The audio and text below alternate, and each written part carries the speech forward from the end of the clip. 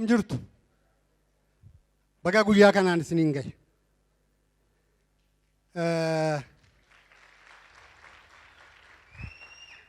Galatoomaa waan baay'ee jechuun dandeenyu sa'a kanarratti sa'aatiin nu dangeessa. Isinillee maatiin keessanillee baga gammaddan jechuun barbaada. Keessattuu ogummaa akkasii argattanii sadarkaa kanaan waa'ee aartii, waa'ee ogummaa kan akka bartan kan isin godhe Instituutii Aartii Oromiyaa galatoom jechuun barbaada. Asumaanuu aartii keessan mugaltan waa baay'ee isin mudachuu danda'a.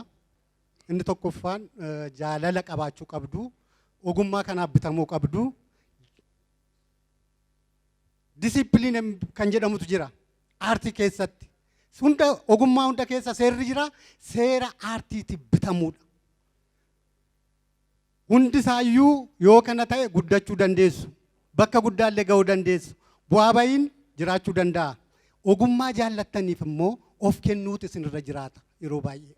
Waa tokko jedheen bira darba. Stanislavis kan jedhamu daayireektara olaanaa Ruusiyaadha.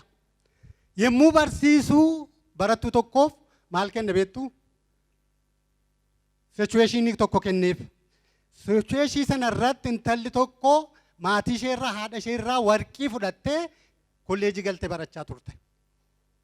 Waltajjii irra baasee daayireektarichi mee warqiin keessa jalaa badeeraa barbaadeedheen intalli as jettee barbaaddee achi deebitee as deebitee nan dhabeette. Toleedheen nabdeedheen